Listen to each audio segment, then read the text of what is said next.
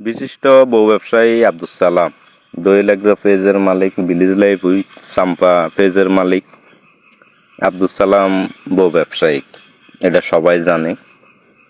কিন্তু তাদের শুরুটা হয়েছে প্রথমে তারা আর লিমা নামে একটা মেয়েকে দিয়ে।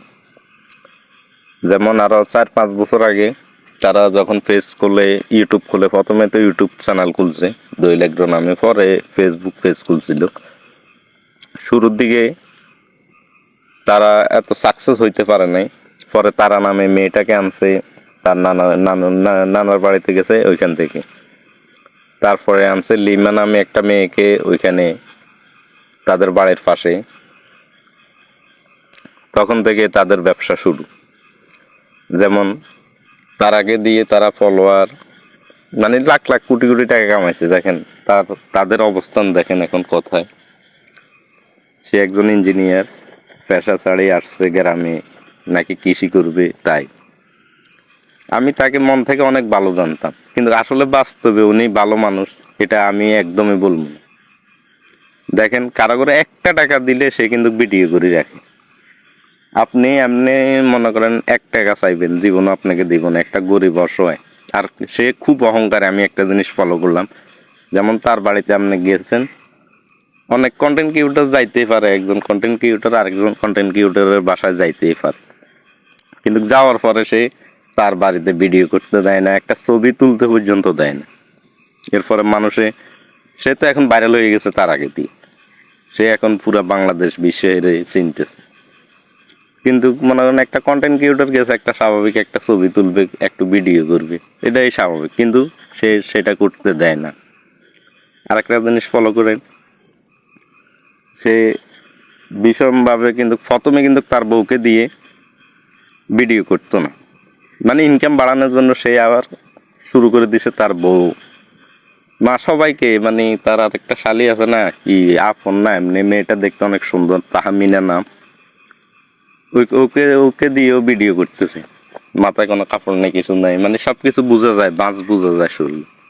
এতে তো বোঝা যাইতেছে সে তো মনে করেন বউ ব্যবসায়িক, শালি ব্যবসায়িক, তারা ব্যবসায়িক, লিমা ব্যবসায়িক।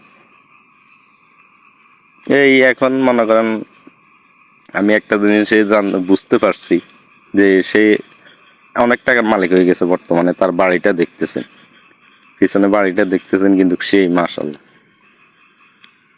ডুপ্লেক্স বাড়ি করছে। সে একটু অহংকারী আমি দেখলাম। আর তার আরেকটা গুণ আছে, সে মামলাবাজ। আপনি 19 থেকে 20 করবেন, সে আপনাকে মামলা করে দিবে। এই ভয়ে অনেকেই এলাকায় তার বিরুদ্ধে কথা বলতে পারে না, কারণ মামলা ভরে দিবে। সে কিছু টাকা পুলিশকে দিবে, তা মামলা একটা রেডি করে দিবে, বাস আপনাকে পুলিশ টাকার উপরে কি না দৌড়, পুলিশে তাকে ধরে নিয়ে যাবে। এলাকায় খোঁজ খবর নিলে মনে করেন বোঝা যায় সে মানবতার ফেরিওয়ালা নাকি। অনেকে কিন্তু ভয়ে বলতে পারে না, কিন্তু সবাই মানবতার ফেরিওয়ালা বলে যায়। সে কাউকে 1 টাকা দান করলে তার পর্যন্ত ভিডিও করে। আর তার একটা মনে করেন বিকাশের মধ্যে কিন্তু প্রচুর টাকা আসে বাইরের থেকে। যে অনেকে তো আছে বিদেশে পড়ে রয়েছে, যে ওই লোককে তো দান করতেছে, সবাইকে কিছু টাকা দিই, সে দান করতেছে, করুক। কিন্তু আসলে সে বাস্তবে এসব টাকা দিয়ে অনেক কিছু করছে। পরিশেষে বলি ভাই, এগুলা বাদ দে, কন্টেন্ট বানান, সমস্যা নাই, ভালো ভালো কন্টেন্ট বানান, বউকে পর্দার ভিতরে রাখেন, সমস্যা নেই, কিন্তু আরেকজনের হক নষ্ট করবেন না। আপনি কিন্তু হক নষ্ট করেন। আমি এই জিনিসটা আরেকটা কাহিনী আছে, আমি সেটা বললাম না।